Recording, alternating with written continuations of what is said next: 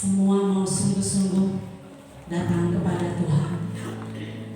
Semua mau sungguh-sungguh fokus.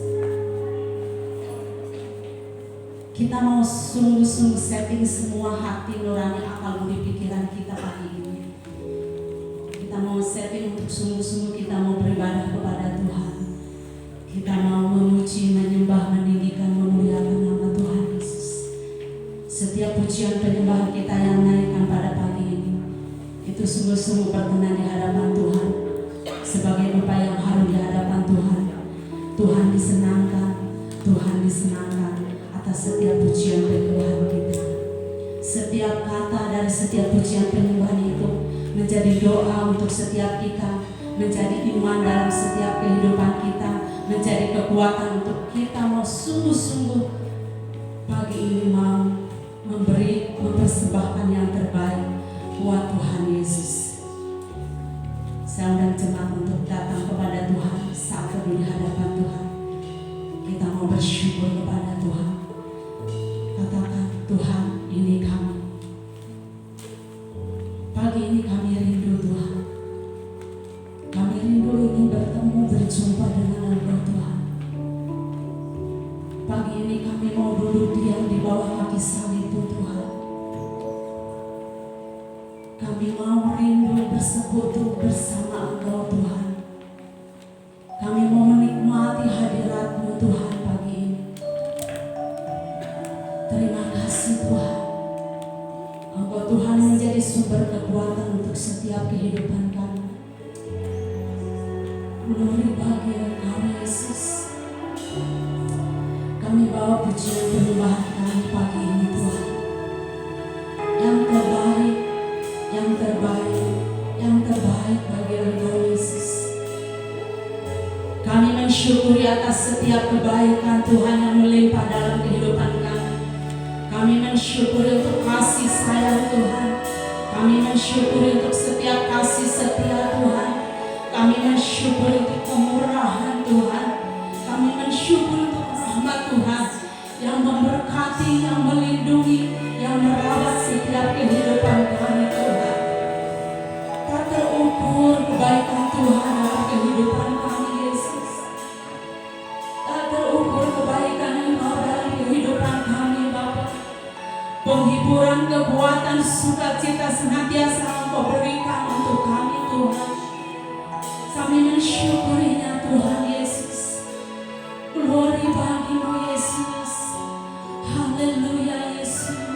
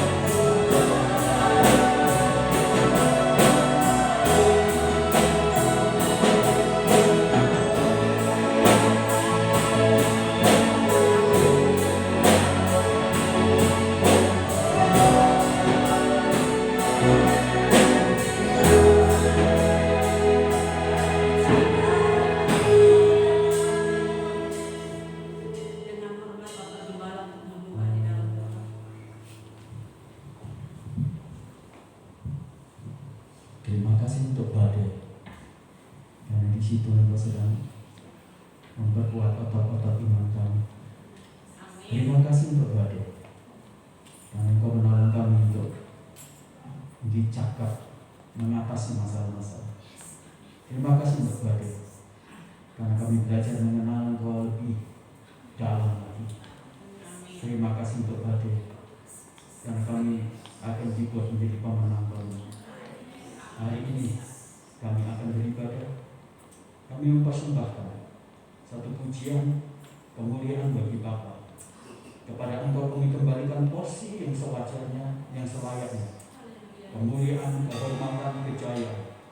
Kami meteraikan ibadah ini menjadi di dalam nama Allah Bapa, Allah Anak, Allah Roh Kudus. Di dalam nama Tuhan Yesus Kristus kami berdoa. Haleluya. Amin. Saya jemaat untuk bangkit berdiri. Kita mau bersorak-sorai bagi Tuhan. Kita mau naikkan satu pujian Raja Pemenang. Haleluya Yesus.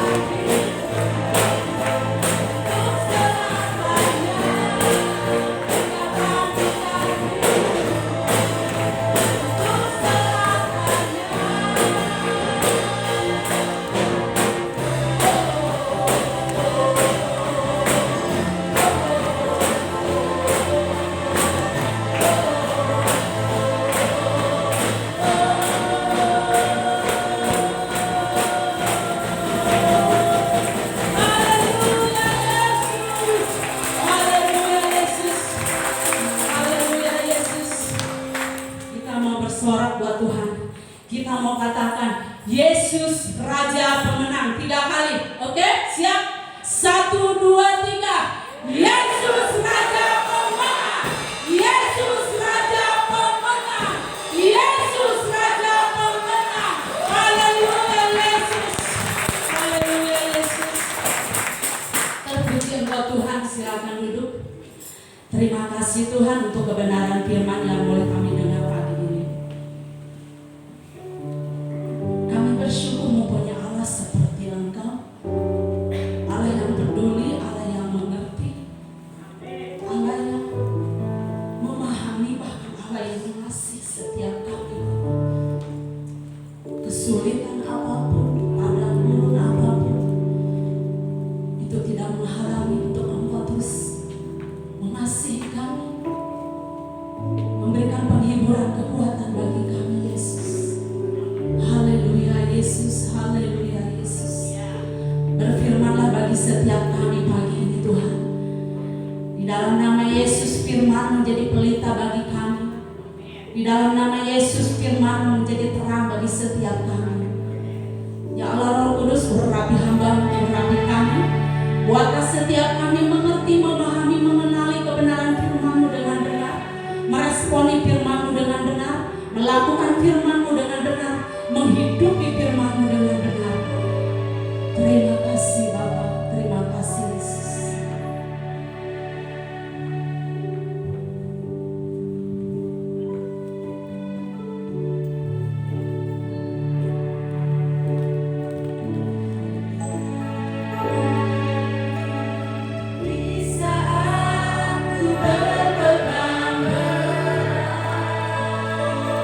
Kami punya Engkau Tuhan.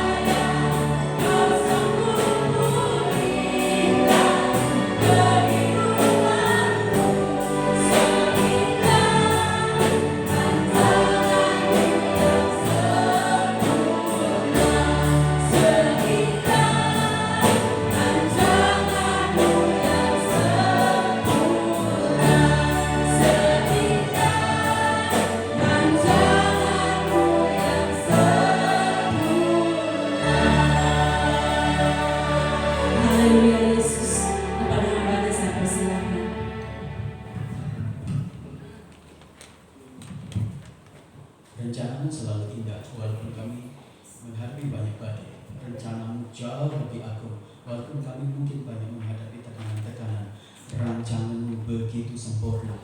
Kami tahu Tuhan, kalau itu rancanganmu, maka keburukan apapun juga tidak akan pernah bisa mengubah kebaikan-kebaikan yang akan kau nyatakan dalam hidup kami. Kalau rencanamu itu akan jadi dalam hidup kami, maka badai dan tekanan, hal-hal yang dijahatkan orang kepada kami pun tidak akan pernah berefek kepada kami. Karena kami tahu Tuhan, Engkau akan menghibur indah seluruh kehidupan kami. Terima kasih. Kami siap mendengarkan kebenaran-Mu. Roh Kudus, mari Engkau berbicara kepada kami dengan kebenaran-kebenaran yang membawa kami menjadi orang Kristen makin hari makin mengenal Engkau, makin dewasa, dan makin berperilaku seperti yang Kau inginkan dalam setiap kebenaran-Mu. Terima kasih. Kami siap mendengarkan firman-Mu. Dalam nama Tuhan Yesus Kristus kami berdoa. Haleluya. Amin. Ya, salam Bapak Ibu yang kasih dalam Tuhan. Mari kita akan membuka di dalam Ibrani pasal yang ke-11 ayat yang ke-36 sampai ayat yang ke-39. Hari ini kita akan berbicara tentang Kristen iman.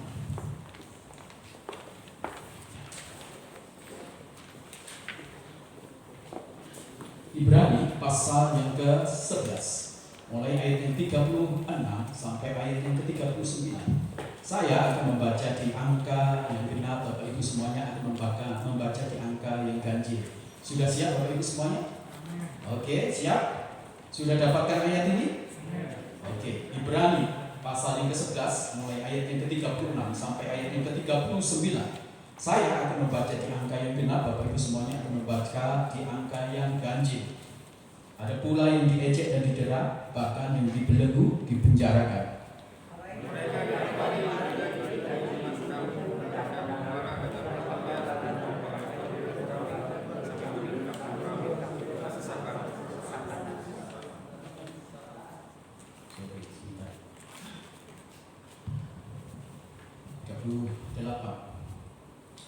Dunia tidak layak bagi mereka. Mereka mengembara di padang gurun dan di pegunungan, dalam gua-gua dan celah-celah gunung.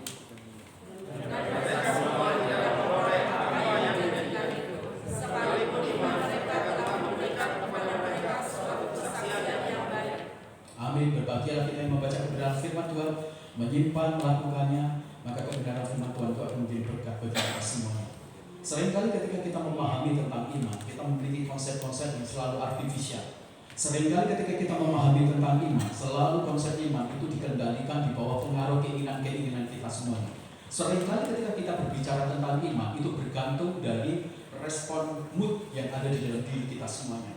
Ada begitu banyak orang yang memahami tentang iman, kemudian iman itu diperkosa, tidak dipakai menjadi sesuatu yang sangat benar, tepat, dan gaya gunanya betul-betul membawa kita semuanya pada satu relasi hubungan dengan Tuhan yang begitu kuat. Tetapi seringkali kita memperkosa iman itu menjadi bagian bahan butuh dalam setiap masalah-masalah kita semuanya. Kita menggunakan iman di saat kita menghadapi masalah. Kita menggunakan iman di saat kita menghadapi kebuntuan. Kita menggunakan iman di saat kita menghadapi sakit penyakit. Kita hanya menggunakan iman dalam bagian-bagian tertentu yang seringkali membuat kita tidak pernah berkembang menjadi orang dewasa. Karena apa? Karena iman itu menjadi satu bagian yang hanya membawa kita semuanya menikmati sesuatu yang berkaitan dengan kebutuhan-kebutuhan kita, tetapi tidak berhubungan tentang hatinya Allah, cinta akan Allah, bagaimana kita mengabdi kepada Allah, bagaimana kita mengenal kepada Tuhan. Sejatinya iman itu harus membawa kita semakin hari makin berkarakter seperti Tuhan.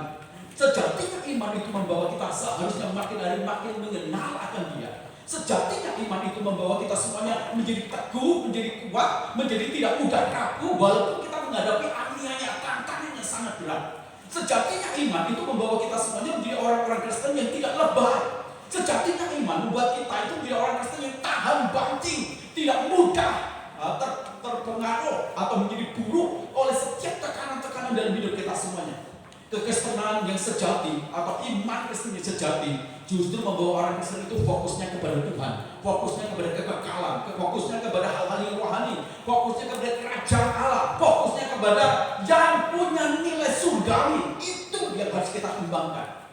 Nah, Bapak Ibu yang kekasih dalam Tuhan, kalau kita membaca dalam Ibrani pasal 11 ini, kita bisa mendapatkan satu kebenaran tentang otentisitas dari kehidupan orang-orang Kristen, dari orang-orang Kristen yang punya iman, yang percaya sama Tuhan, yang mengenal Tuhan, yang bergantung kepada Tuhan, yang tumbuh di dalam imannya, itu menjadi orang-orang Kristen yang tangguh, menjadi orang-orang Kristen yang kuat, menjadi orang-orang Kristen yang tidak lebay, menjadi orang-orang Kristen yang tidak gampang menyerah, menjadi orang Kristen yang bergerak maju, menjadi orang-orang Kristen yang tak pernah terhentikan oleh tekanan, oleh keburukan, oleh aniaya, oleh kesulitan, oleh kekurangan, oleh kemiskinan. Nah, ini menjadi sesuatu yang sangat penting. Kita seringkali mengobrol iman kita hanya untuk kepentingan kita, tetapi tidak pernah iman itu membawa kita terhubung dengan Tuhan, terhubung dengan kerajaan Allah, terhubung dengan sifat Allah, terhubung dengan kesucian Tuhan, terhubung dengan karakternya Tuhan. Nah, maka hari ini mari kita belajar bersama-sama betapa pentingnya Kristen iman itu menjadi bagian kehidupan kita sejati. Saya heran kalau kemudian ada orang-orang Kristen yang mudah bunuh diri. Saya heran kalau ada orang-orang Kristen yang kemudian mudah mundur. Saya heran dengan orang-orang Kristen yang kemudian mudah menyerah menghadapi tekanan. Saya heran dengan orang-orang Kristen yang kemudian lupa akan Tuhan, meninggalkan Tuhan. Saya heran kalau kita percaya, punya iman kepada Tuhan, tetapi dengan mudahnya kita berpaling dengan Tuhan, mudahnya kita meninggalkan Tuhan, mudahnya kita tidak percaya sama Tuhan, mudahnya untuk kita tidak bergantung dengan Tuhan, mudahnya untuk kita tidak berserah kepada Tuhan. Saya heran dengan orang-orang Kristen yang menyatakan dirinya percaya, beriman kepada Tuhan. Maka ini menjadi sesuatu yang sangat penting bagi kita semuanya. Nah, Bapak Ibu yang kekasih di dalam Tuhan, hari ini kita mau belajar bersama-sama bagaimana karakteristik orang-orang atau Kristen iman itu, orang yang punya iman, orang yang punya kepercayaan kepada Tuhan. Sebenarnya gimana sih refleksi hidupnya? Sebenarnya gambaran besarnya dari orang-orang Kristen yang punya iman, yang takut di dalam Tuhan itu gambarannya gimana? Mari saya akan mengajak Bapak Ibu semuanya belajar dari kebenaran firman Tuhan dari apa yang telah kita baca ini. Yang pertama, Bapak Ibu yang kekasih di dalam Tuhan, karakteristik dari orang-orang Kristen yang punya iman atau Kristen iman itu adalah orang-orang yang tidak pernah orang-orang Kristen yang tidak lari dari tantangan atau kesulitan. Bapak Ibu perhatikan baik-baik apa yang dinyatakan oleh kebenaran firman Tuhan di dalam Ibrani pasal yang ke-11 ayat yang ke-36 ya, ayat-ayat yang selanjutnya dikatakan ada pula mereka yang diejek, ada yang didera, bahkan dibelenggu, dipenjarakan, mereka dilempari, digergaji, dibunuh dengan pedang, mereka mengembara dengan berpakaian kulit domba, kulit kambing, dan selanjutnya. Ini adalah gambaran bagaimana orang-orang Kristen menjadi percaya kepada Tuhan Yesus pada awal-awal itu adalah satu kondisi yang sangat mengenaskan. Jadi orang Kristen zaman awal, jadi orang Kristen pada awal itu merupakan satu pilihan untuk mereka menderita, merupakan pilihan untuk mereka dimusuhi, merupakan pilihan untuk mereka mengalami hal-hal yang kesulitan, hal-hal yang sangat tidak enak.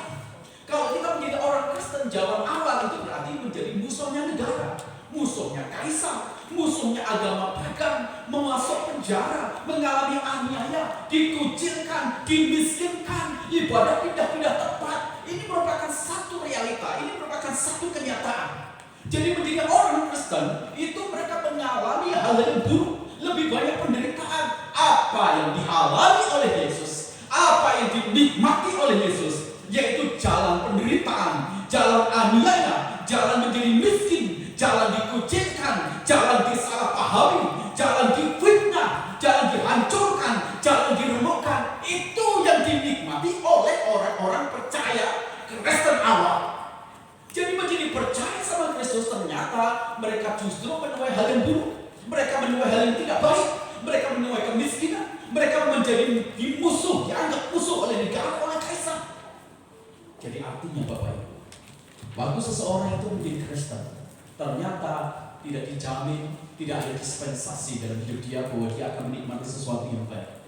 Apakah orang Kristen awal begitu melihat realitas kenyataan yang sangat buruk, kenyataan yang sangat negatif, hal-hal yang sangat tidak menguntungkan, percaya kepada Kristus, kemudian mereka lari dari tantangan, mereka menghindar dari tantangan, mereka tidak percaya sama Tuhan? Apakah kemudian mereka berkata, Tuhan, sorry ya, karena begitu buruk aku menjadi Kristen, sekarang aku tinggalkan. Alkitab berkata dengan jelas, tidak ada hal yang sangat-sangat ekstrim.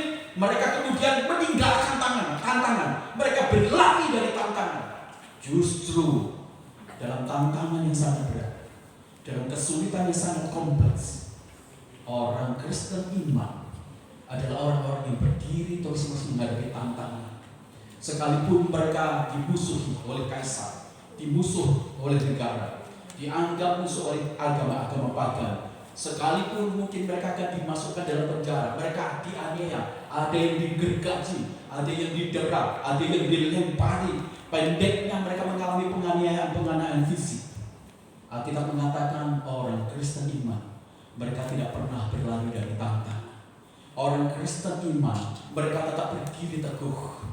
Kadang-kala orang-orang Kristen sekarang ini seringkali tidak menyatakan dirinya menjadi orang-orang Kristen yang tangguh dan kuat. Mereka menghindari tantangan. Sedikit hujan, mereka katakan, aduh hari ini hujan, sudah nggak ke gereja. Tidak ada tempat parkir, aduh udahlah, nanti mobil saya berat-berat gak ada tempat parkir. Aduh tempat duduknya nggak enak, aduh nggak ada AC. Terlalu lebih menjadi orang Kristen sekarang ini. Ada begitu banyak tantangan, mereka mulai menghindar. Mereka tidak mau berhadapan dengan tantangan. Mereka tidak mau berhadapan dengan kesulitan. Mereka tidak mau berhadapan dengan hal-hal yang memang itu merupakan satu ruang medan untuk kita dibentuk, dikocok. Jikalau emas pada waktu dia ditemukan, tidak mau dia berada dalam sebuah tantangan, dibakar di tempat-tempat peleburan, saya yakin emas itu tidak akan pernah menjadi murni. Saya yakin emas itu tidak akan pernah menjadi cemerlang. Saya yakin emas tidak akan pernah menjadi berkilau. Saya yakin emas tidak akan pernah menjadi begitu mahal nilainya. Maka menjadi orang Kristen, Bapak Ibu yang kekasih dalam Tuhan, kita harus siap menghadapi tantangan. Kita harus siap menghadapi keburukan apapun juga. Dan jangan menyerah. Dan jangan berhenti. Maju terus. Jangan kita menjadi orang-orang Kristen yang enak. Bapak Ibu tahu nggak? Semakin kita menjadi orang-orang Kristen yang mapan dan nyaman, semakin kita menjadi orang-orang Kristen yang segala sesuatunya dalam zona yang tetap baik-baik saja, maka itu merupakan satu musuh yang paling berbahaya dalam kekristenan kita, dalam perkembangan karakter kita, perkembangan iman kita semuanya, dalam ketergantungan kita kepada Tuhan. Biasanya justru orang Kristen itu lalai. Biasanya justru orang Kristen itu menjadi tidak hati-hati di tengah segala sesuatunya baik-baik saja. Di tengah segala sesuatunya bertumbuh dalam kondisi yang normal, dalam kondisi yang nyaman dan aman. Orang Kristen justru tidak mencari Tuhan. Orang Kristen justru tidak beribadah kepada Tuhan. Bayangin Bapak Ibu yang kasih dalam Tuhan, kekristenan awal itu selalu digambarkan dengan situasi-situasi yang sangat buruk. Tetapi apakah orang Kristen pertama mereka meninggalkan Tuhan? Apakah orang Kristen yang pertama kemudian mereka berkata, Tuhan sorry ya, saya tidak lagi mau beribadah. Tuhan kalau saya beribadah itu betul-betul menjadi resiko yang sangat berat, bahaya yang besar Tuhan. Sorry, saya tidak mau beribadah Tuhan. Ini bahaya besar bagi saya. Tapi inilah kekristenan masa-masa sekarang dibandingkan dengan kekristenan masa awal. Orang-orang Kristen awal, sekalipun mereka menghadapi masalah, kesulitan, mereka menghadapi masalah-masalah yang sangat berat, tapi mereka tetap berkata, Tuhan, aku tidak akan berpaling dari Engkau. Aku akan mengikuti Engkau. Aku akan mengiring Engkau. Tidak peduli apapun juga yang dilakukan oleh orang lain, tapi aku tidak akan pernah berhenti untuk mengasihi Engkau. Aku tidak akan pernah berhenti untuk melakukan pelayanan-pelayanan bagi Engkau. Aku akan maju. Aku akan maju. Bapak Ibu yang kekasih dalam Tuhan, ada begitu banyak dari kita semuanya menjadi orang Kristen yang menghadapi tantangan sedikit, kita kemudian mulai menyerah. Menghadapi tantangan sedikit, kita berkata, aduh Tuhan sorry ya, saya tidak lagi mau melayani Engkau. Kadang-kala masalah-masalah kita buat, tantangan-tantangan kita buat. Tetapi begitu tantangan-tantangan kita buat dan kemudian resikonya, dampaknya, akibatnya itu kemudian menjadi buruk, kita kemudian mulai menyalahkan Tuhan. Kita mulai menyalahkan gereja. Kita mulai menyalahkan pelayanan. Kita berkata, Tuhan aku tidak mau mengikuti Engkau lagi. Tuhan saya berhenti pelayanan. Tuhan saya tidak mau lagi terlibat dengan gereja Tuhan. Sudah saya tidak mau terlibat Tuhan. Karena itu yang sering kali kita lakukan. Kenapa? Kita mudah menyerah kepada tantangan. Kita mulai mudah menyerah atau berkata kalah terhadap kesulitan. Orang-orang Kristen awal adalah orang-orang Kristen iman. Bagaimana mereka teguh, bagaimana mereka kuat, bagaimana mereka tangguh. Sekalipun mereka dianiaya, mereka dilempar, tetapi mereka tetap berkata, tidak akan pernah aku berpaling, tidak akan aku pernah mundur, tidak akan pernah aku berhenti untuk mengasihi Tuhan, melayani Tuhan, mencintai, menjadi pengikut Tuhan yang radikal. Inilah Bapak Ibu yang terjadi di dalam kekristenan awal. Kalau kita membaca kitab Ibrani ini, kita bisa melihat orang-orang Kristen awal adalah orang-orang Kristen yang tangguh, tidak berlari dari tantangan, tidak berlari dalam kesulitan. Justru kesulitan itu menjadi satu makanan, menjadi pupuk, menjadi satu mineral, menjadi protein, menjadi satu hal yang sangat positif. Kita seringkali menghindari keburukan, tapi kita tidak pernah menyadari bahwa dalam keburukan kehidupan kita itu merupakan satu anugerah. Di sana ada kemuliaan, di sana ada penyertaan Allah, di sana ada berkat Allah, di sana ada suplai Allah, di sana ada pembelaan Allah, di sana kita bisa mengenal Allah kita. Di tempat-tempat yang buruk ini seringkali kita tidak pernah memahami tentang kebaikan Tuhan, tentang pemeliharaan Dia, tentang pembelaan Dia. Dan orientasi di dalam otak kita itu selalu kalau kita bicara tentang kekristenan, kita tidak pernah mau mengalami tantangan-tantangan yang sangat berat. Bapak Ibu yang kekasih dalam Tuhan, para murid-murid Yesus, pada waktu dia mengikut Yesus, awal-awalnya mereka mengikut Yesus, awal-awalnya mereka merasa baik-baik, merasa ketika Yesus bersama-sama dengan mereka baik-baik saja. Sampai tiba waktunya kalimat itu mulai muncul, ketika Yesus harus mati di atas kayu salib. Detik-detik itu kemudian perubahan dari waktu ke waktu, situasi menjadi berbeda. Orang-orang mulai melihat Yesus, orang-orang juga mulai melihat murid-murid Yesus. Semua menjadi berbeda. Murid-murid kemudian mulai ketakutan yang luar biasa. Kita berkata mereka mulai menghindari tantangan. Mereka mulai bersembunyi. Selama mereka bersembunyi, mereka makin kolek imannya, makin kolek kemudian keberaniannya, makin kolek kemudian ketergantungannya kepada Tuhan, makin kolek damai sejahteranya.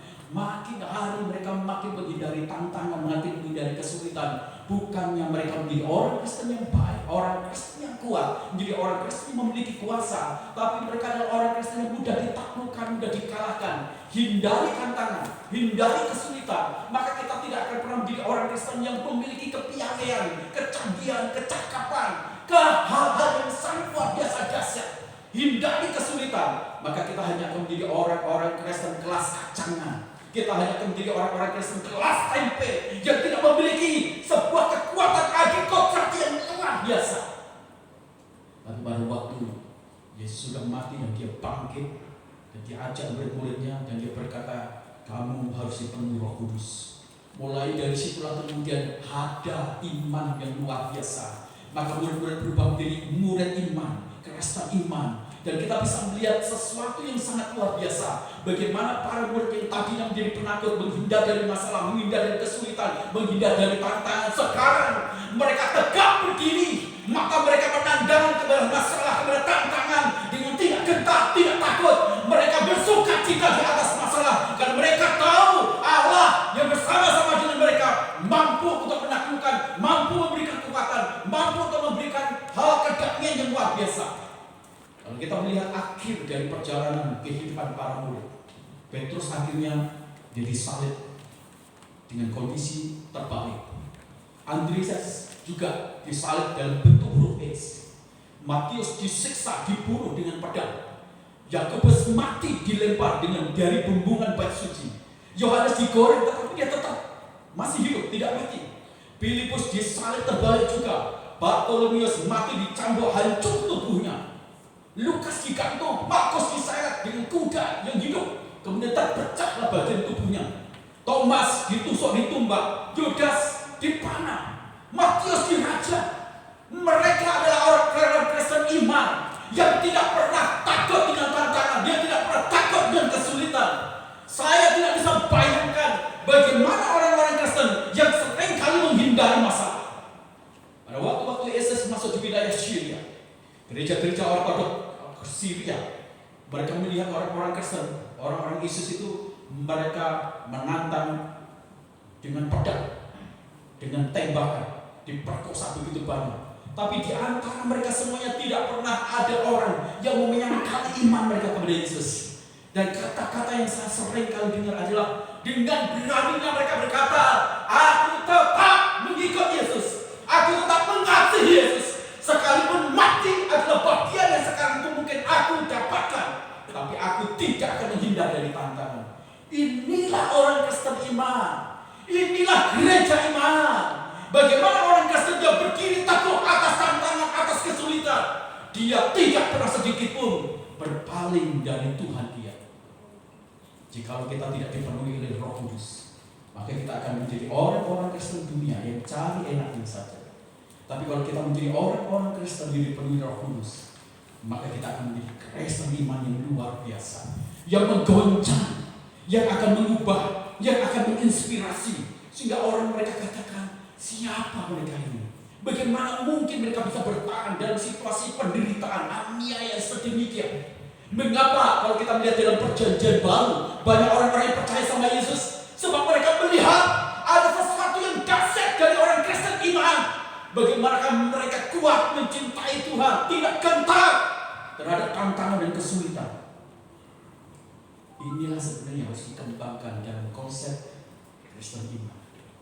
Jika kita menghindar dari tantangan, maka kita tidak akan pernah menjadi pemenang.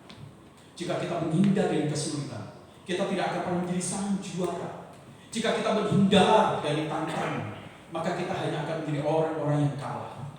Pada waktu Daud dia melihat Goliat yang cukup besar, apa yang dilakukan? Dia mulai kemudian membangun medan pertempuran dengan Goliat.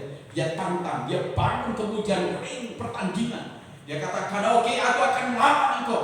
Terhadap tantangan yang besar, terhadap kesulitan yang besar, Daud tidak menghindar, tapi justru dia menghampiri demi nama Tuhan.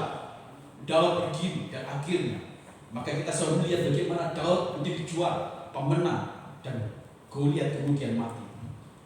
Jika kita menghindar dari tantangan, kita tidak akan pernah menikmati pembelaan Tuhan. Jika kita menghindar dari tantangan, kita tidak pernah melihat Tuhan menyertai kita semua. Semakin ada tantangan, semakin ada kesulitan, semakin besar pembelaan Tuhan terjadi dalam hidup kita. Semakin besar tantangan, semakin besar kesulitan, semakin betul-betul Tuhan ada di samping kita, menemani kita, mendampingi kita. Waktu Daniel dan teman-teman juga menghadapi masalah-masalah kesulitan yang luar biasa, Daniel justru melihat pembelaan Tuhan di tempat gua singa, di tempat badai, di tempat kesulitan, di tempat bahaya. Di situ dia melihat pembelaan Tuhan. Waktu Sadrak, Mesak, dan Abednego, dia juga melihat Tuhan justru di dalam badai, dalam kesulitan yang tidak mungkin bisa diatasi oleh manusia lumrah. Tapi di situ dia bisa melihat Tuhan.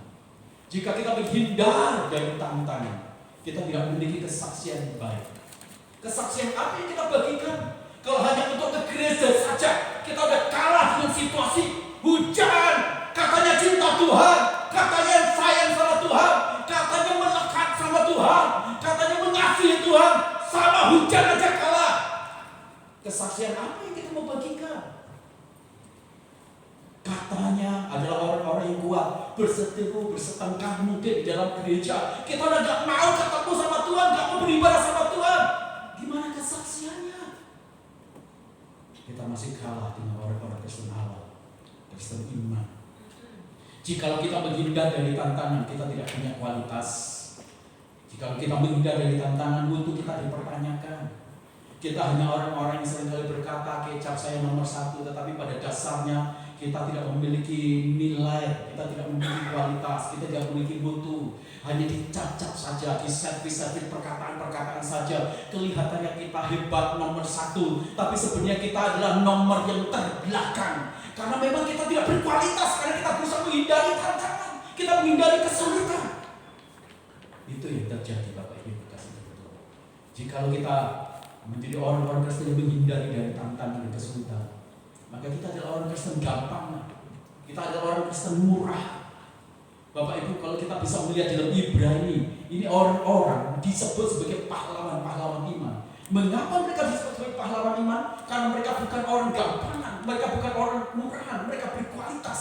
Sekalipun mereka mati, tapi orang berkata ini orang hebat luar biasa, iman mereka kokoh. Sama seperti pahlawan perang yang ada di Indonesia yang berjuang sedemikian rupa, tidak pernah menyerah kepada keadaan, tidak pernah menyerah pada perang, tidak pernah menyerah kepada hal-hal berkaitan dengan penjajahan. Mereka perang sekalipun persenjataan itu sederhana, tapi sekalipun mereka sudah mati, tapi nama mereka sangat tinggi.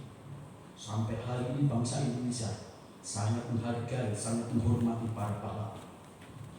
Ini yang terjadi kalau kita tidak menjadi orang-orang Kristen yang berani menempuh sebuah jejak menghadapi tantangan. Kita tidak akan pernah menjadi orang Kristen yang punya nilai dan harga tinggi.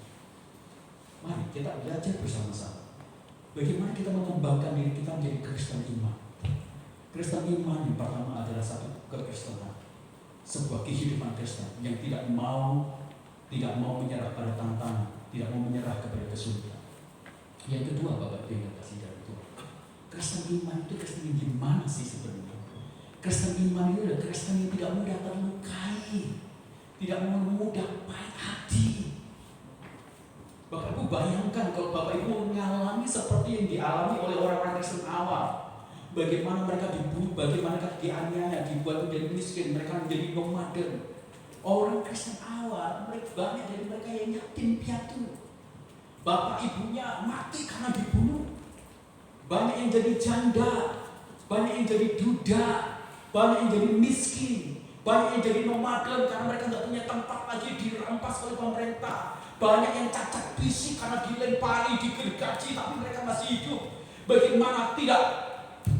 Tangannya digergaji, kakinya jadi cacat luar biasa secara fisik. Banyak juga yang mati mengenaskan. Nah, kalau sudah berada di tempat dan posisi seperti ini, kondisi seperti ini, Bapak Ibu, apa yang akan muncul dalam hati kita dengan Tuhan? Apakah kita maki sama Tuhan? Kita berkata, Tuhan, saya marah sama Engkau, saya pahit sama Engkau. Mengapa saya jadi Kristen? Sekarang justru saya pun piatu. Mengapa saya jadi Kristen sekarang saya jadi janda? Mengapa saya jadi Kristen saya jadi duda? Saya jadi miskin? Saya cacat gara-gara saya percaya kepada Tuhan. Kecewa saya Tuhan, marah saya Tuhan, sakit hati saya sama Tuhan. Tapi kalau kita membaca orang-orang Kristen tidak demikian. Tidak ada ungkapan-ungkapan hal yang buruk dari hati mereka, dari respon wajah mereka, dari respon kehidupan dia. Ini adalah orang Kristen yang sejati. Kristen iman adalah orang-orang yang tidak mudah terlukai, pahit hati, kecewa. Camkan ini baik-baik. Baru ada segitu aja Bapak Ibu, hal yang kecil aja kecewa, kelas cengeng. Belajarlah dari orang Kristen iman.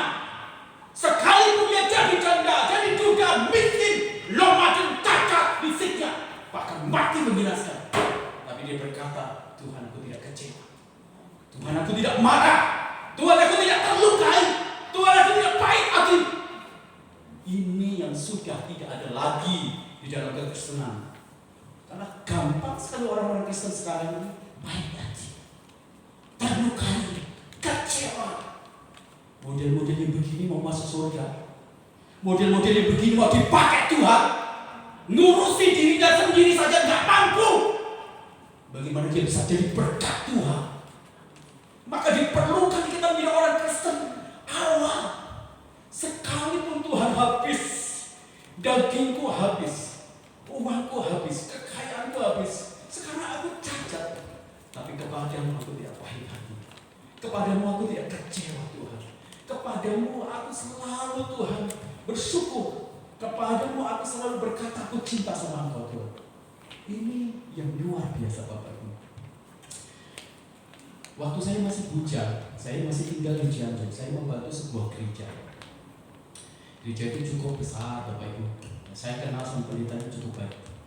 Satu saat dia telepon sama saya bilang gini, Johannes, datang kau ke rumah. Oke, saya datang. Begitu dia datang, dia cerita begini, hatiku pahit sama jemaat. Aku tidak bisa mengampuni jemaat. Waktu aku miskin, tidak ada yang melihat aku. Sampai aku mapan hidup, itu dibagi dengan 4. Sekarang Tuhan memberkati aku dengan orang lain. Mereka bukannya mendukung aku, mereka fitnah aku. Waktu aku tidak diberkati, waktu aku kekurangan, mereka gak ngomong, mereka gak tolong aku.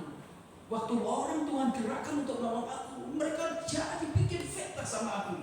Mereka bikin pahit hatiku, sakit hati aku sama jemaatku. Saya bilang, oh gak boleh, lepaskan kepahitan. Sekalipun orang itu lakukan sesuatu yang buruk, tapi dia bilang, aku gak bisa Johannes. Saya bilang, oh ingat, kalau om pahit hati, om bisa kena kanker hati. Gak bisa Johannes. Dan dia tidak bisa melepaskan pahit hati. Dia merasa dilukai dan terlukai, dibuat pahit oleh jemaatnya. Dan dia tidak bisa ampun. Sampai pada akhirnya tiba-tiba kanker ganas dideteksi di hati dia. Bapak Ibu, jangan menjadi orang Kristen yang mudah terlukai, dikit-dikit pahit hati. Jangan. Jadilah orang Kristen iman. Jadi sekalipun dia dibuat susah, dijahati, dibuat jadi buruk, tapi dia tetap berkata, Tuhan, hatiku baik, pikiranku baik. Orang itu kalau benar-benar jadi orang baik, dari dasar hatinya baik, orang itu mau diperlakukan buruk, yang keluar itu baik. Tapi kalau orang itu Bapak Ibu mengemas hidupnya, artinya itu jahat, dikemas, dicat luarnya itu baik, tapi dia akan keluar sesuatu yang buruk di dalam hati dia. Kapan? Pada waktu tekanan, pada suatu satu hal aja Tuhan izinkan untuk keluar. Orang Kristen iman adalah orang Kristen yang memposisikan hatinya, pikirannya, rohnya, jiwanya itu baik. Jadi begitu dia mendapatkan yang buruk, yang keluar baik. Begitu dia mendapatkan yang negatif, yang keluar dari mulut dan hidupnya baik. Begitu dia dilukai, disakiti, yang keluar dari lidah, bibir dan hidupnya baik. Jangan mudah menjadi orang Kristen terlukai, pahit hati. Saudara kalau ingin benar-benar punya penyakit yang berbahaya, kanker hati, izinkan hatimu, izinkan hidupmu pahit hati. Pelihara itu baik-baik. Saya percaya tidak dalam jangka 1 bulan Anda akan didiagnosa dengan kanker hati yang akut yang berbahaya. Maka damaikan hati, damaikan, jangan izinkan iblis itu merusak kita dengan cara gitu Bapak Ibu. Merusak dengan apa? Dengan cara itu kita mudah tersakiti, terlukai, pahit hati. Jangan mau. Bentuklah diri kita, ciptakan diri kita tetap sehat. Dan kita masih punya anak, masih punya istri, masih ada tanggung jawab yang besar di hidup kita semuanya. Jadi jangan mudah sakit hati, jangan mudah pahit hati, jangan tinggalkan itu semuanya. Alkitab menyatakan dengan jelas, kalau kita membaca dalam Ibrani ini, bagaimana orang-orang Kristen itu yang jadi janda, yang jadi duda, yang jadi yatim piatu, yang jadi miskin, yang jadi nomaden, yang cacat fisik. Apakah keluar perkataan dan ungkapan hidup yang buruk? Enggak. Alkitab berkata mereka tidak menyalahkan Tuhan sedikit pun. Mereka tidak mencaci maki dan mereka tidak kecewa sama Tuhan.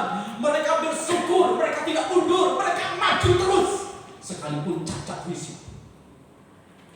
Mereka tetap berbakti kepada Tuhan. Mereka terus berkarya. Orang-orang Kristen selalu menguatkan. Ikatan kasihnya itu makin hari makin kuat. Ini yang seringkali kita harus sadar. Orang-orang zaman dulu setiap kali menghadapi masalah fokusnya sama Tuhan. Nah, kadang-kadang kekristenan sekarang itu menjadi berbeda Bapak. Paulus berkata dalam tulisan dia di dalam 1 Timotius pasal 4. Mengapa banyak orang-orang Kristen itu pahit hati? Mengapa banyak orang-orang Kristen di dalam gereja masing-masing itu seringkali mengembangkan pahit hati, luka hati? Karena ternyata Bapak, ada orang-orang yang mencari soal-soal, kepo sama orang lain, hal yang tidak perlu, tidak penting, dicari-cari. Tidak ada masalah, dibuat masalah. Kata orang Indonesia, kalau ada sesuatu yang sulit, ngapain dimudahkan? Kata orang Indonesia, Bapak. Atau kalau ada sesuatu yang bisa bikin kacau, ngapain sih dibuat damai? Tapi itu adalah orang-orang yang kata Rasul Paulus, adalah orang-orang yang mencari soal. kepo urusan orang lain, bersilat kata, menyebabkan dengki, menciderai, fitnah, curiga. Itu yang bikin orang tuh luka. Orang itu bikin akhirnya sakit. Kalau kita membaca di dalam 2 Timotius pasal yang kedua ayat 23, Paulus berkata, hindarilah soal-soal yang dicari-cari, yang bodoh dan tidak layak engkau tahu, bahwa soal-soal tidak menimbulkan pertengkaran. Hindari. Kalau memang nggak perlu tahu, nggak usah cari tahu. Ngapain cari tahu? Orang bawa saya pada satu situasi, teman pendetamu sekarang di luar negeri. Dari mana saya jadi? Maaf ya, saya pergi. Di antara pendeta-pendeta saja ada bapak, ada juga yang gitu kipu. Ada temannya bisa pergi keliling luar negeri ke Eropa, tapi ada pendeta juga yang kipu. Mulai datang telepon. Wah, kamu tahu nggak? Pendeta itu pergi keluar keliling Eropa, gerejanya itu cuma segini. Dapat duit dari mana itu? Wah, pasti ambil uang dari jemaatnya itu, pasti ambil uang dari gereja. Hal yang tidak perlu diketahui, hal yang dicari-cari, yang belum kebenarannya betul dicari-cari. Makanya ini yang bikin gereja menjadi rusak. Dipenuhi orang-orang yang sakit hati, dipenuhi dengan orang-orang yang mudah terluka. Kenapa? Kan gereja sendiri gudang orang-orang yang memberitakan hal-hal yang bukan urusan dia. Kedengkian, cedera, fitnah, curiga dimunculkan di situ, pertengkaran akhirnya. Jadi orang bersemangat. Jangan mudah terlukai dan jangan membuat orang luka. Jangan mudah pahit hati dan jangan mempahitkan hidup orang lain. Ingat, Ibrani pasal 12 ayat 4 katakan demikian. Dalam pergumulan kamu melawan dosa, kamu belum sampai mencucurkan darah. Bapak Ibu, ini orang-orang Kristen. Walaupun mereka menghadapi masalah yang begitu rumit, mereka menghadapi aniaya, hal-hal yang sangat-sangat tidak diinginkan oleh orang lain, mereka sudah mencucurkan darah.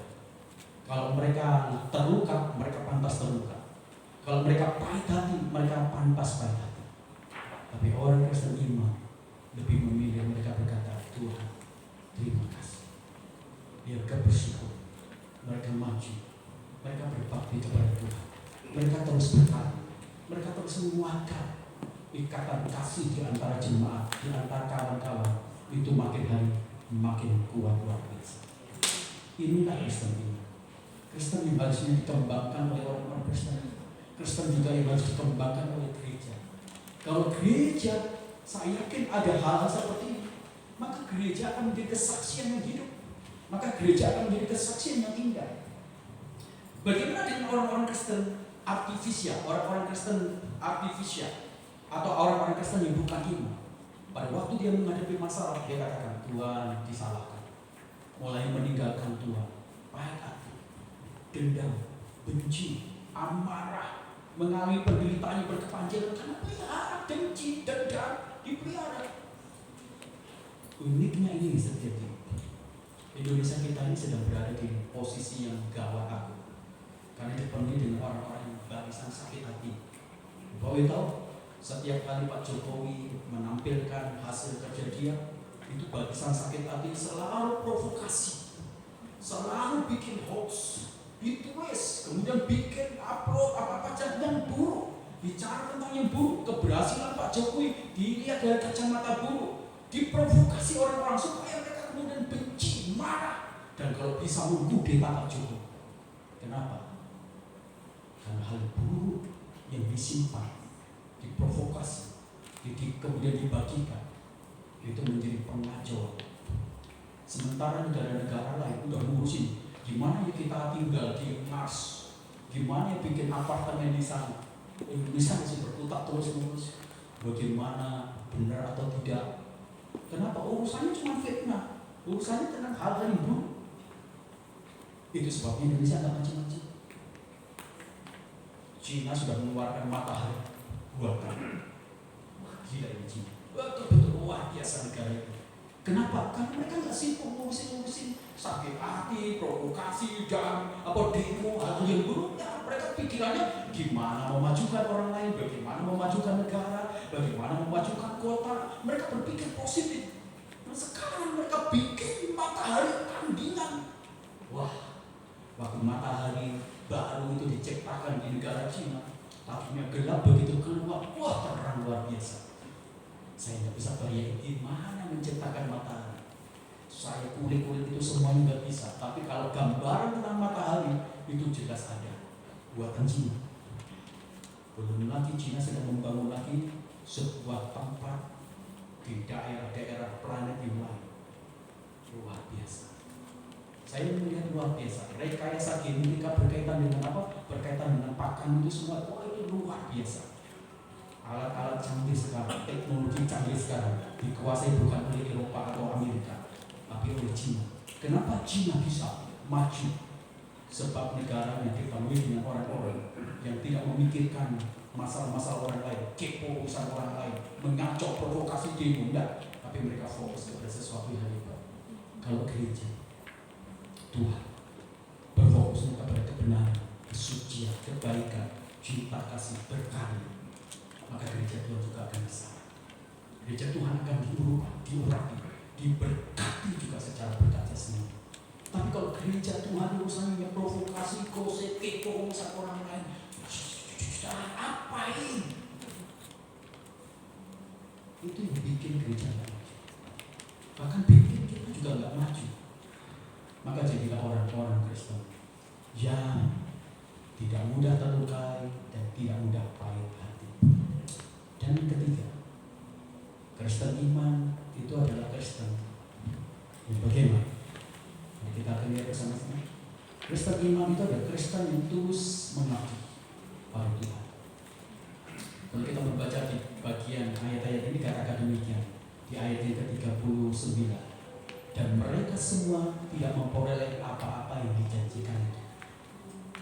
Sekalipun iman mereka telah memberikan kepada mereka satu kesaksian yang baik. Artinya gini Bapak, ini orang-orang Kristen awal adalah orang-orang Kristen yang tidak menikmati hasil pelayanan mereka sama Tuhan. Mereka tidak mendapat berkat, tapi mereka dapat keburukan. Mereka tidak dapat nikmat, tapi mereka dapat hal yang jahat dari orang-orang lain. Tapi anehnya adalah ini, mereka tidak protes sama sekali. Mereka tidak marah. Mereka tidak mengundurkan diri. Mereka tidak berhenti. Mereka maju.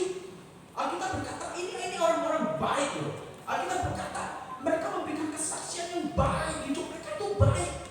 Tapi sekalipun baik, mereka tidak dapat berkat jasmani. Mereka seperti tidak dapat perlindungan. Buktinya ada yang cacat fisik, buktinya banyak yang jadi janda, buktinya banyak yang jadi duda. Tapi Alkitab berkata sekalipun mereka tidak memperoleh apa-apa saja yang berkaitan dengan jasmani, tapi anehnya mereka tetap tenang. Mereka bersyukur. Kenapa? Sebab mereka tahu saya tidak mendapatkan itu, tapi saya memiliki keselamatan sejati. Saya menikmati surga, saya punya itu semuanya. Dan yang paling hebat adalah saya punya Tuhan. Orang Kristen perlu membangun sebuah ketulusan. Kesaksian iman mereka baik, tetapi mereka mengalami penderitaan, mereka mengalami kekurangan, mereka menjadi pelarian, mereka habis-habisan untuk Kristus. Tidak punya tempat nyaman, tidak punya tempat tinggal, pindah lagi, kehilangan banyak. Bisa dikatakan mereka tidak mendapatkan berkat jasmani. Pertanyaan saya, kalau Bapak Ibu melayani sebuah gereja, Bapak Ibu tidak mendapatkan perhatian, Bapak Ibu tidak mendapatkan dukungan, tidak mendapatkan support misalnya, apakah Bapak Ibu masih tulus melayani Tuhan? Apakah Bapak Ibu masih berkata, Tuhan terima kasih, karena saya melayani bukan untuk mencari uang, tapi karena saya melayani, karena saya mengasihi Engkau, balas kasih saya sama Tuhan, karena Engkau sudah mengampuni saya, Engkau menyelamatkan saya. Ini sebenarnya konsep yang harus dikembangkan. Nah, gereja-gereja sekarang itu, gereja-gereja kota itu saya begini Bapak. Waktu saya percaya sama Tuhan Yesus, di gereja kami sebenarnya tidak ada sedikit pun, semua volunteer. Tapi bukan hanya sekedar volunteer, tapi mereka ada pengabdi Tuhan. Saya mulai melayani dengan sungguh-sungguh percaya sama Tuhan Yesus. Belum pernah pendeta saya besok saya di rumah saya, belum pernah. Tapi apakah saya kemudian mundur? Saya marah kecewa? Saya melayani Engkau Tuhan. Saya mengabdi kepada Engkau Tuhan karena Engkau menyelamatkan saya. Belum pernah ada pengajar-pengajar yang menginjakkan rumah saya. Bapak saya sakit, tidak ada yang besuk, tidak ada yang kunjungi. Saya sakit, tidak ada yang kunjungi dari gereja saya. Apakah saya mundur? Tidak. Saya mengasihi Tuhan. Saya fokus sama Tuhan.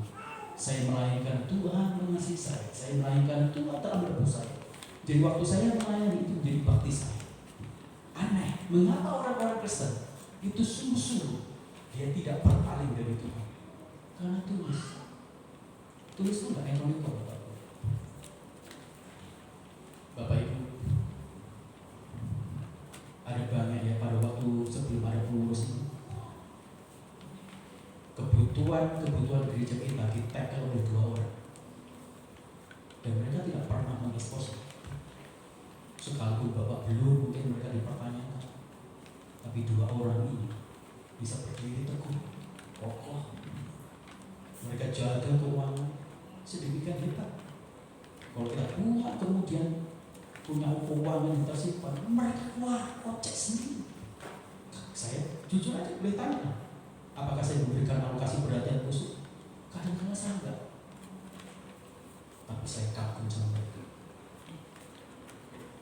Dia bilang begini, Pak, saya masih kuat, saya masih mampu. Kasih alokasi untuk mereka semua. Itu yang tak henti-hentinya saya berkata, Tuhan berkati mereka. Dalam kondisi saya berada dalam situasi mereka menjadi bersumpah, bukan hanya moral, tapi moral juga untuk gereja. Saya kagum, tak henti-hentinya saya berdoa. Dan bagaimana kasih dengan Tuhan, mengapa bisa bertahan di tengah-tengah kesulitan? Kenapa masih melayani? Kenapa tak mundur?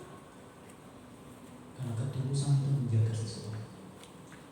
Siapa sebenarnya kita layani? Diri kita. Kalau kita melayani Bapak Ibu, saya biar dihormati dulu, saya tampil. Dan kita harus melayani diri kita. Saya akan melayani, lihat aku dong, dengar aku dong, ngerti aku dong. Sebenarnya kita melayani diri kita. Ego. Bukan melayani Tuhan. Agar banyak orang-orang di gereja kita, mereka ada di belakang. Mereka yang membantu jemaat. Tiap bulan tidak pernah tahu orang lain. Tidak pakai uang kas, pakai uangnya sendiri.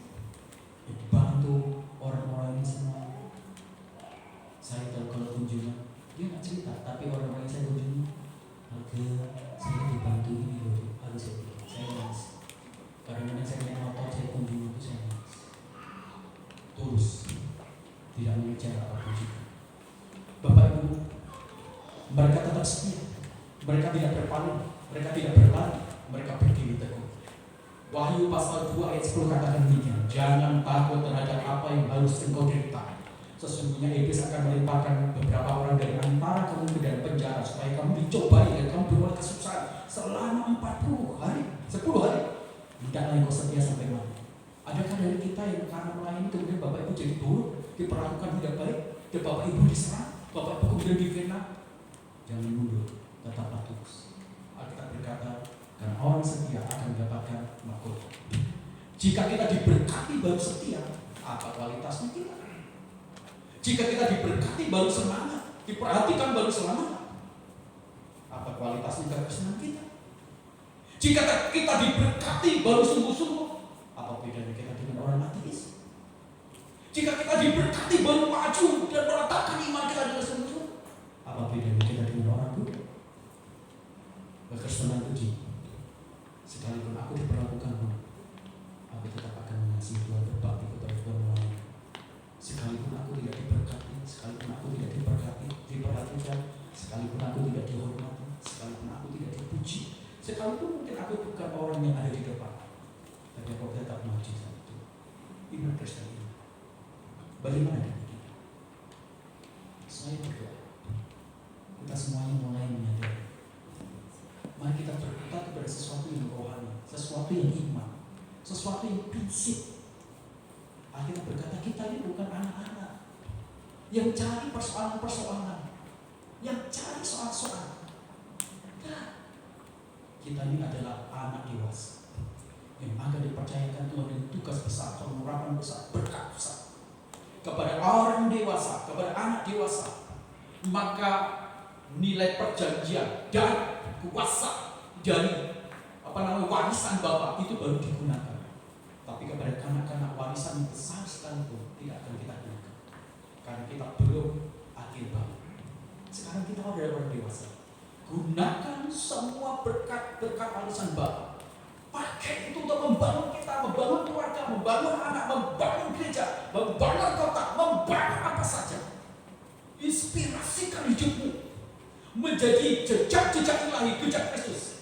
Biarkan orang lain bertemu ruang doa kita, ruang pelayanan kita, ruang keluarga indah kita, ruang damai sejahtera keluarga kita, ruang sukacita, sehingga mereka betul-betul menikmati sebuah keteladanan hidup yang luar biasa indah. Temukan, buat jalan itu, supaya orang-orang kemudian mereka berbahagia karena hidup kita. Itulah Kristen. Mari kita renungkan bersama-sama. Kita bersyukur anugerah dan iman bahwa kita semua menjadi orang-orang Kristen yang tangguh, bukan lebay. Bersyukur. Musik. Haleluya Tuhan. Hari ini kami bersyukur bahwa Tuhan Engkau mengajari kepada kami sesuatu yang mungkin keras, tapi ini ada satu kebenaran. Kami adalah putra-putra iman. Kami adalah putra ilahi. Ada banyak hal yang Engkau akan inginkan dalam hidup kami. Kami bukan orang gampang, tapi kami orang berkualitas. Kami orang yang kuat. Terima kasih. Terima kasih. Kita naikkan lagi pujian taman.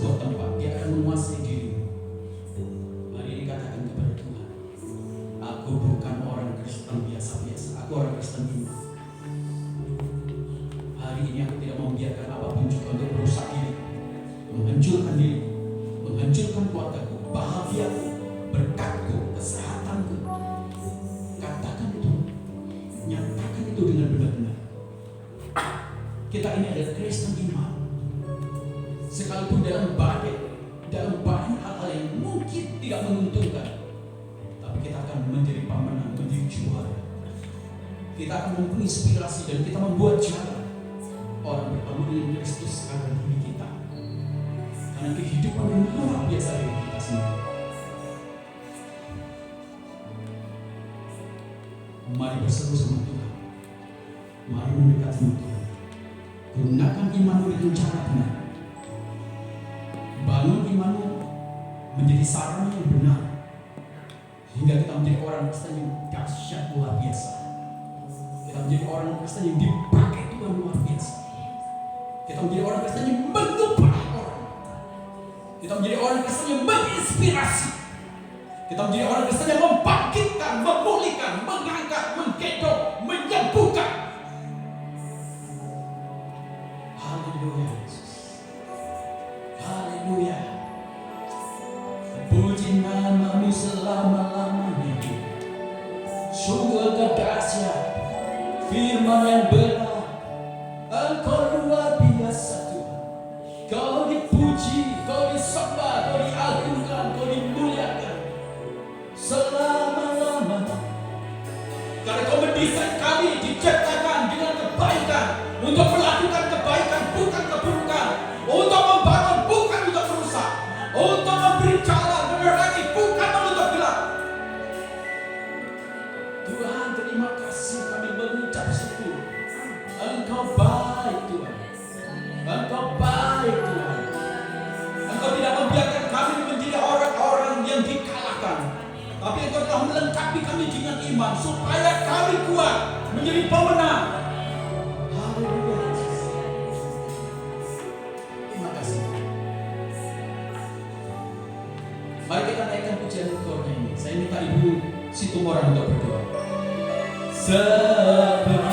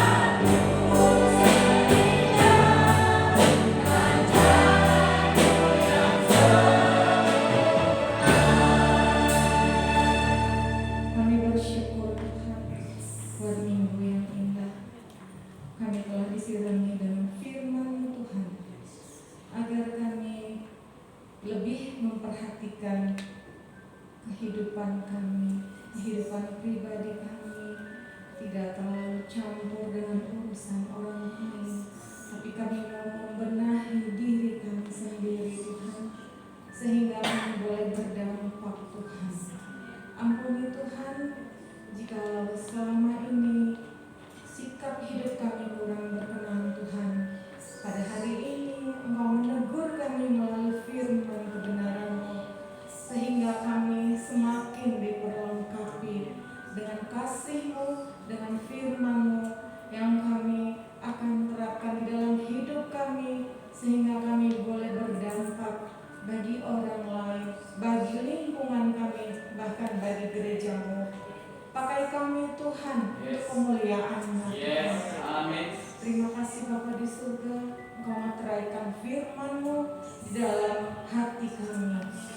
Biarlah Tuhan, hamba-Mu lebih lagi Engkau pakai luar biasa untuk membimbing jemaat-jemaat-Mu. Terima kasih Bapa di surga, semua yang terlibat pelayan pada hari ini, biar Engkau bakar api semangat mereka dengan api Roh Kudus-Mu. Terima kasih Bapa di surga, terpuji termulia Engkau Allah kami yang hidup. Haleluya. Amin.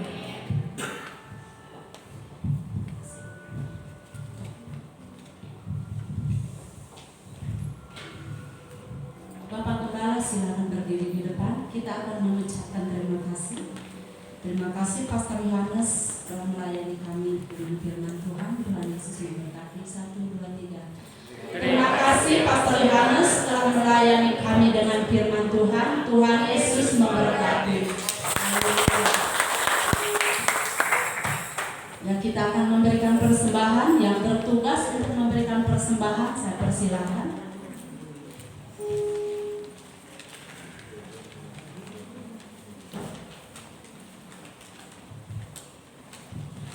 Persembahan satu dulu ya, Kak. Ya, persembahan umum dulu oleh kami. Silakan Pak Yanto berdoa.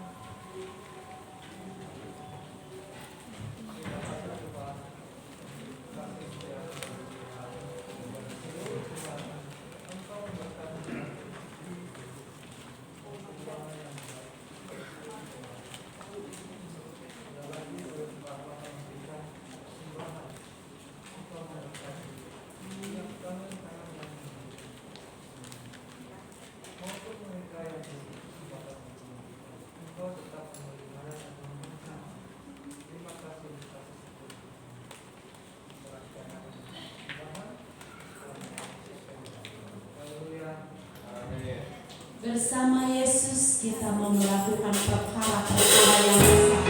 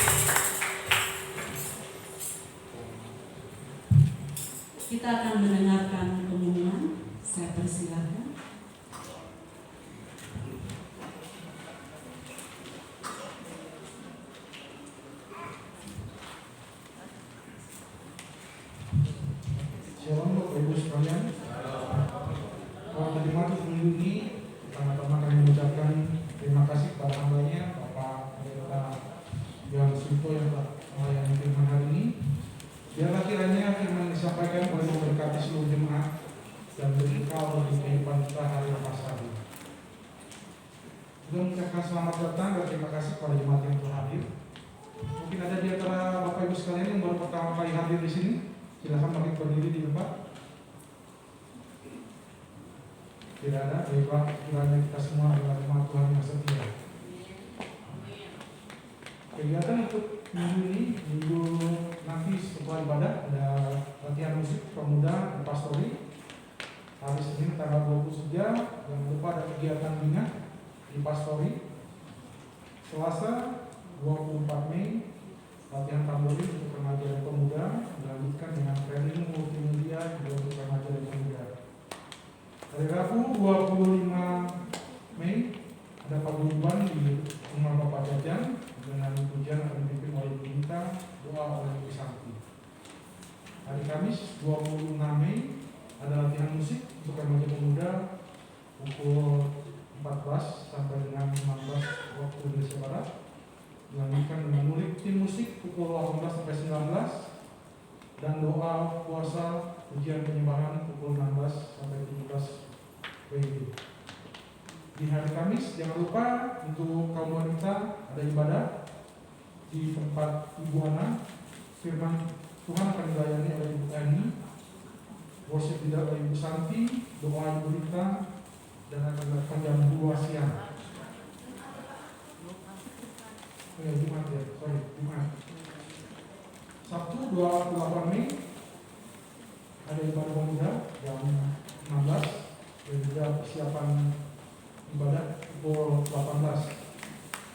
Dukung doa untuk kerinduan kita memiliki tempat ibadah yang permanen.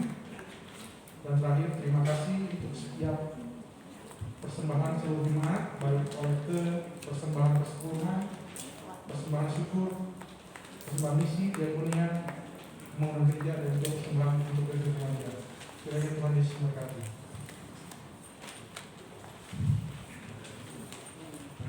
Kita akan mendengarkan pengumuman dari tim remaja. Saya persilakan.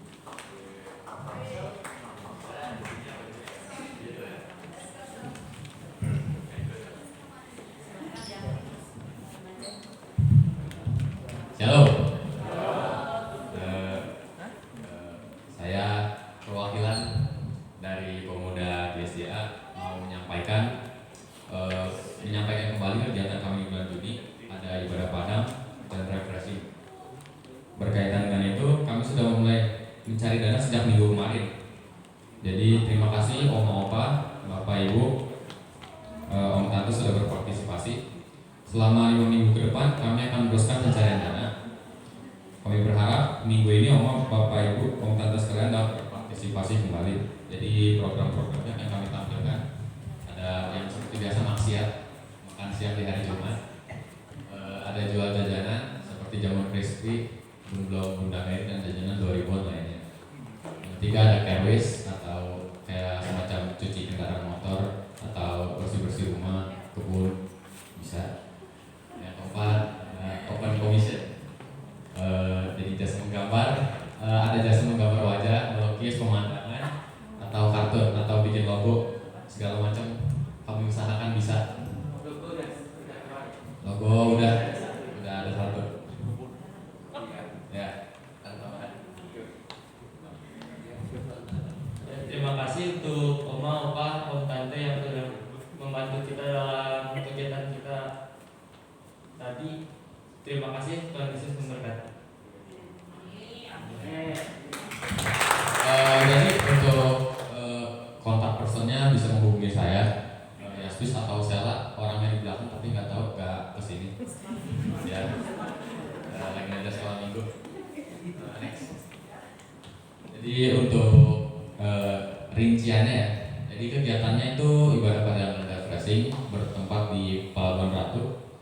Tanggalnya 27 Juni hari Senin, berdurasi 1 hari. Jadi ini rincian dana yang dihitung mungkin ada lebih, tapi ya daripada kurang kan mending lebih. Jadi sewa bus dan bensin itu sekitar 2.600.000, parkir bus hitunglah 30.000, supir dan makan 250, konsumsi untuk 20 orang lebih untuk 3 kali makan sekitar 1 juta. Kotak P3K udah lengkap, ada pokoknya obat-obatan lah 200.000, total sekitar sebesar 4.080.000 ya. Sekian. Terima kasih, saya pamit undur diri. Tuhan Yesus memberkati.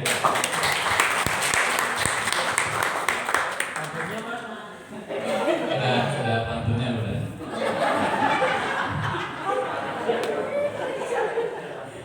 Tunggu bantunya.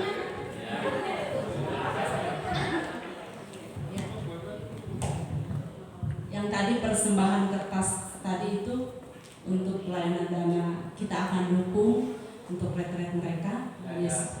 Udah ada kertas 1 juta. Pak Gun, ada tambahan? Dari remaja tadi ada kertas 1 juta. Puji Tuhan, dan masih 1 juta. Karena yang ikut banyak ya? Banyak. Puji Tuhan, pasti Tuhan sudah menyediakan dana yang lebih. Yang selanjutnya untuk yang berdoa syafaat, Bapak Simon, saya persilahkan.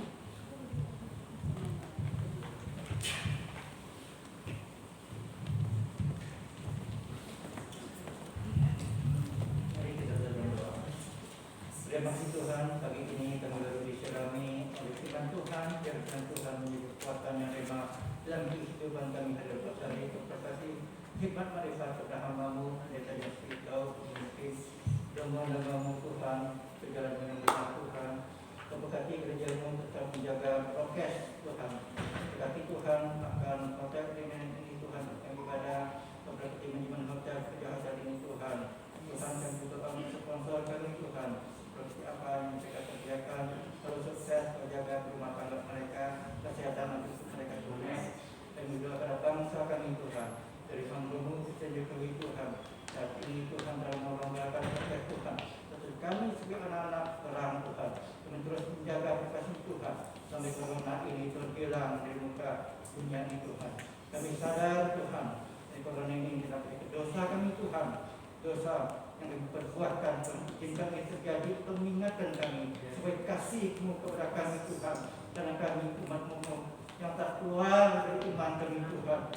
Tuhan, ya tolong bangsa kami ekonomi berjalan dengan pimpinan Tuhan. Tuhan, berkati Tuhan akan mitra gembala bekerja dengan solid Tuhan. Berkati Tuhan remaja kami Tuhan yang akan mencandarkan kita laku ketukuran Tuhan. Segala rencana yang Tuhan pimpin Tuhan. Doa kami menjadi sempurna, kami alaskan Tuhan hanya dalam satu nama di dalam nama Tuhan Yesus. Kami mengucap syukur dan terima kasih. Amin.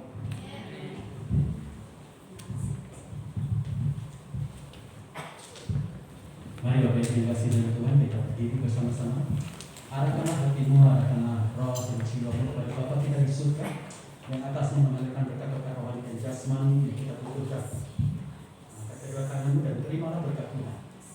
Kasih sayang dari Allah Bapa kita lewat anak Tuhan Yesus Kristus yang telah mati di atas kayu salib, menebus segala dosa kita, persekutuan dengan Roh Kudus yang menguduskan dari hari ke hari sehingga kita tidak bercacat celah di hadapan Dia, tubuh, jiwa dan roh kita. Itulah sebabnya Tuhan memberkati keluargamu, Tuhan memberkati usahamu, apa saja yang dikerjakan oleh kedua tanganmu diberkati oleh Tuhan. Tuhan memberkati masa depan dan masa depan keturunan. Tuhan memberkati kesehatan. Keluar masukmu, engkau hanya bisa menemukan pintu berkat Tuhan saja. Damai sejahtera dari Allah Bapa menyertai kita mulai hari ini sampai fajar Maranatha menjemput kita. Kita akan bersama-sama dengan Dia di dalam ikatan kasih yang tidak dapat dipecahkan. Tuhan terus-menerus memayungi kita sehingga kita tinggal tetap dan diam sampai selama-lamanya di dalam rumah Tuhan. Ulang lagi berkat jasmani, bagikan kepada orang lain supaya mereka bisa melihat Yesus yang ada di dalam dirimu. Tuhan memberkatimu dan beritakanlah Injil, maka Tuhan akan menyatakan tanda-tanda ajaib di dalam hidupmu. Dalam nama Tuhan Yesus Kristus kami berdoa. Haleluya. Amin.